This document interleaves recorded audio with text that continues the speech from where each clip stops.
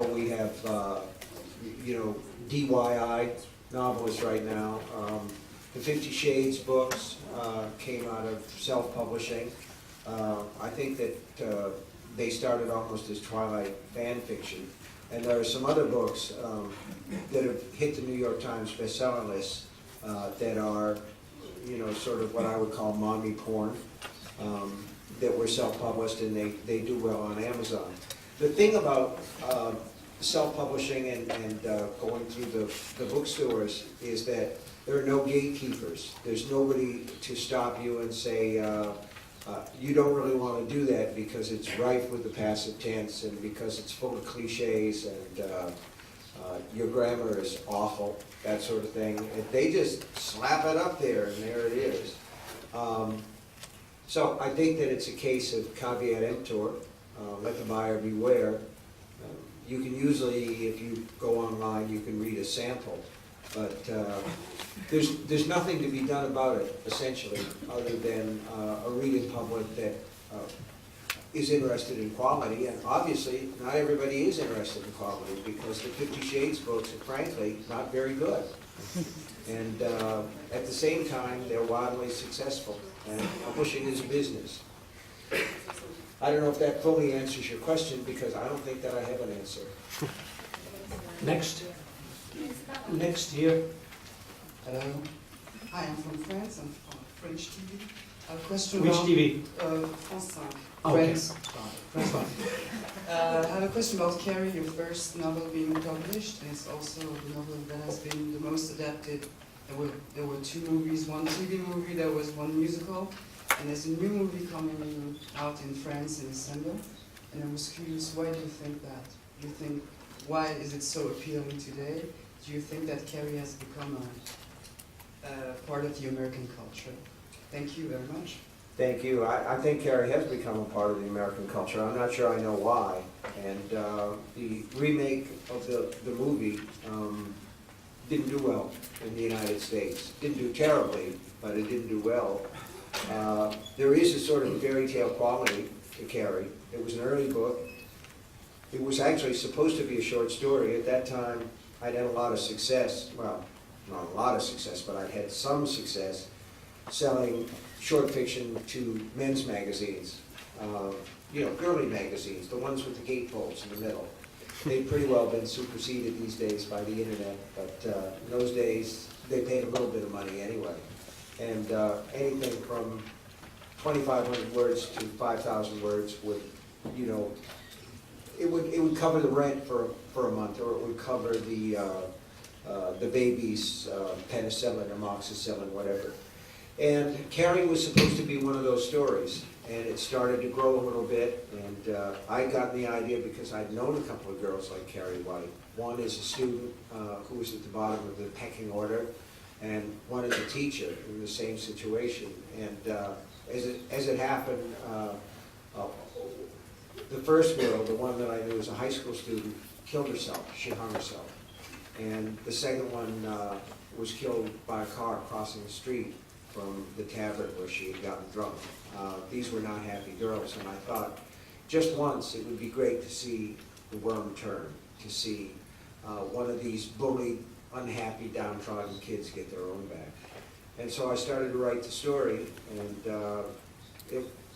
I really didn't know anything about the beginning of the story, the girls' locker room, and I remember going to my wife and saying, well, these tampons that the girls use, do they get them free, or is it like a Coke machine where you have to put in money to get one out? And she just laughed at me and she said, let me help you with this, because I've thrown the little manuscript away.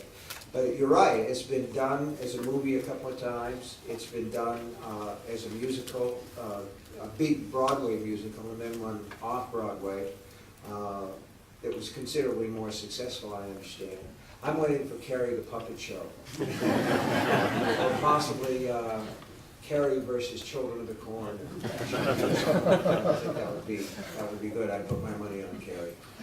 Stephen, you were talking... Jim, you want to pick up some questions? You were talking about the American culture, and I'm just curious what you would have to say about transference from fiction to reality or reality to fiction. Is it that vicious and horrifying fiction and electronic games and whatnot inspire crimes, or do crimes inspire the fiction? Well, that's like asking which came first, the chicken or the egg. I think that there are people who are set up, who tick away like time bombs, who are going to create violent acts, and one way or the other. And I think that a lot of them take certain concrete inspiration from violent films, violent TV programs. There's a lot of violent TV in America right now, a lot of violent TV. And from books too. But if they didn't have a specific book or movie, they would find a different way to create these horrors. I mean, this has been on my mind because I have a book coming out next year called Mr. Mercedes, which is about a character who's planning an attack very much like what happened at the Boston Marathon. And I finished the book around the same time of the marathon bombing. So, in a sense, what your question comes down to is, does life imitate art, or does art imitate life? And the answer is both things are true. I will take one question before we go to our friends here in the audience. One question from Lucas Neves, the Brazilian journalist, Mr. King.